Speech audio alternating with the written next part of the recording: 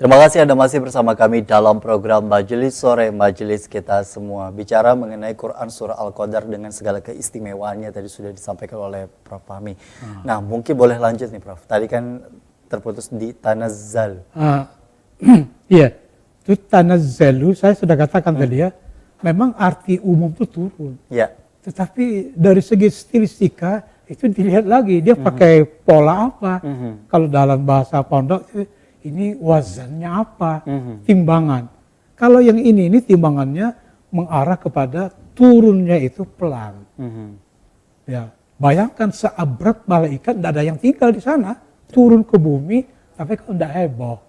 Gitu loh. Dan dari sana pun juga mungkin diartikan bahwa yang namanya turun artinya kan dari atas ke bawah. Dari atas ke bawah, ya ke bumi. Nah, nanti kan gitu loh. Ada satu lagi yang ketinggalan saya. Itu ada ujungnya, tanazzalul malaikatu warruh fiha. Ruh itu adalah gelar. Gelar malaikat Jibril. Gitu loh. Makanya turun malam itu malaikat bersama Jibril. Gitu loh. Sekarang ada rahasia nggak secara stilistika? Malaikat Jibril disebut belakangan. Padahal kan kata al-malaikat itu sudah include sebenarnya. Ya. Kan jamak. Include itu ada Jibril, tetapi mengapa? Tanazzalul malaikatu warruh. Ini stilistika mengatakan dzikrul khas. Dzikrul khas ba'dal 'am litanbih ala fadlil khas.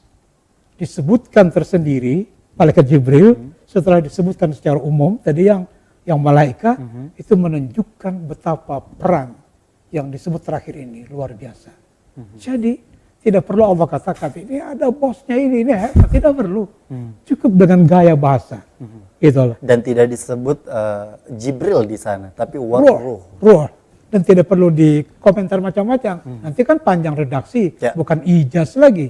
Redaksi pendek, isinya padat. Jadi orang memahami, tidak mempelajari stilistika, tidak tahu ini siapa yang mimpin orang banyak ini, yang seabrak dari sana itu, malaikat Jibril. Jadi dia litanbih ala fadlil khas, menunjukkan betapa hebat ini yang disebut belakangan itu siapa? Malaikat Jibril. Itu dari mana? Ya dari stilistika, kan ya pembelajaran begitu. Nah, terus ya yang terakhir kan ini saya tanazzalul malaikatu warruhu fiha biizni rabbihim min kulli amr, kan begitu.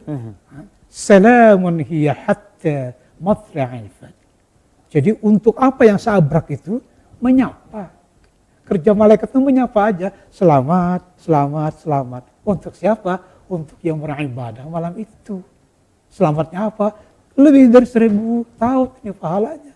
Tapi kurang mendapat stressing dari kita sebagai penceramah. Ya. Itulah akhirnya kan kita malam-malam malam 10 terakhir itu ya santai-santai di rumah. Itu loh. Coba diberikan stressing dari segi dakwah. Ini penting semua itu menyapa kita. Salam, salam, salam. Lebih dari 1000 bulan pahalanya, lebih dari 1000 bulan. Tapi ceramah kita kurang mendapat stressing dari sana.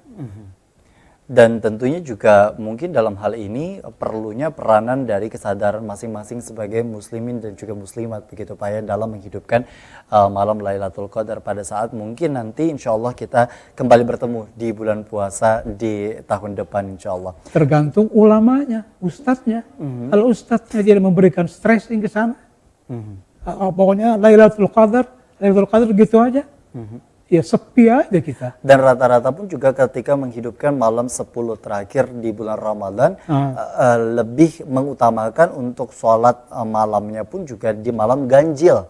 Ya. Nah di malam ganjil ini sendiri kan diperuntukkan padahal sudah disebutkan di 10 malam terakhir, tidak mesti. Apakah memang tidak mesti di malam ganjil atau istilah Rasulullah taharraw Lailatul Qadar. Taharraw itu intai. Jadi ya pokoknya 10 hari terakhir diintai aja. Kita tidak tahu malam ke berapa. Tapi memang malam ganjil. Ganjilnya ini malam 21 kah? 23 atau 25 kita tidak tahu. Makanya Nabi pakai strategi. Taharraw. Itu kata kerja perintah itu. fi'il amr. Kan gitu. Intai-intailah oleh kamu semua. Semua. Ada waw itu wawul jamaah. Bukan hanya kiai aja ngintai-ngintai. Anak-anak muda enggak. Ya itu nanti stressing. Dari pendakwah harus ke sana. Harus ada ya penekanan. Taharraunya itu nanti realisasi terserah. Atau mau apa tadi yang peribadatan kah? Atau apa. Atau yang paling enak di rumah. Gitu loh. Sama-sama kita beri pengetahuan kepada keluarga kita di rumah. Jangan sampai nonton televisi yang tidak pernah habis-habisnya. Itu aja. Baik. Nah, ketika kita bicara mengenai peribadatan begitu yang kemudian juga perlu terus dilakukan upgrade diri dalam peningkatan keimanan, ketakwaan dan lain sebagainya. Tentu ini menjadi PR bagi kita semua sampai pada akhir hayat. Bicara mengenai Quran surah Al-Qadar ini sendiri kan tadi sudah dengan segala keistimewaannya. Di akhir disebutkan salamun hiya hatta matla'il fajr. Mungkin boleh disampaikan makna atau kemudian juga secara umum gaya bahasa yang dipergunakan dalam penekanan di akhir di dalam Quran surah Al-Qadar. Itu saya katakan tadi. Itu namanya al-jumlah al-khabariyah. Kan begitu. Bisa dia bercampur dengan al-jumlah al-insya'iyah. Kalau bahasa yang lain, saudara-saudara sekalian. Tahu nggak itu kan 1000 bulan.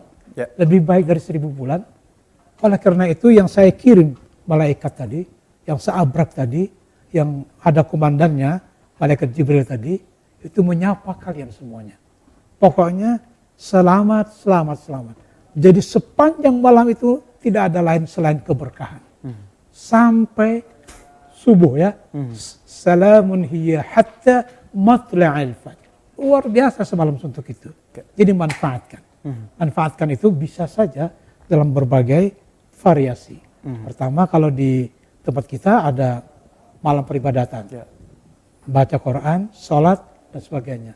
Tapi ada lagi yang penting itu. Anda boleh keluar rumah, bawa duit, sedekah, sedekah, sedekah, sedekah.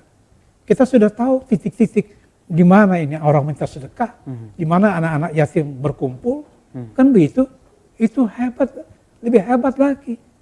Jadi ada, ya istilahnya ada aksi begitu kan, ada aksi, bukan hanya dari segi ibadah dan arti ritual.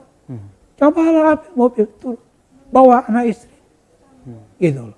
Dan itulah bentuk refleksi yang nyata. Ketika Al-Quran tidak hanya dilafalkan dan kemudian juga dibaca saja, namun juga dipraktekkan secara langsung. Saya kira praktekkan itu, apalagi kalau dihubungkan dengan surah Ad-Duha, fa'ammal yatima fala taqhar. Jangan kau tidak bantu anak yatim, bantu. Wa ammas sa'ila fala tanhar. Orang yang minta sedekah jangan kau hardik. Itu yang saya katakan tadi, ambil mobil, sholat sudah, baca Quran sudah, cari titik-titik itu, bagi. Luar biasa pahalanya. Luar biasa. Dan itu amanat dari surah Ad-Duha juga. Gitu.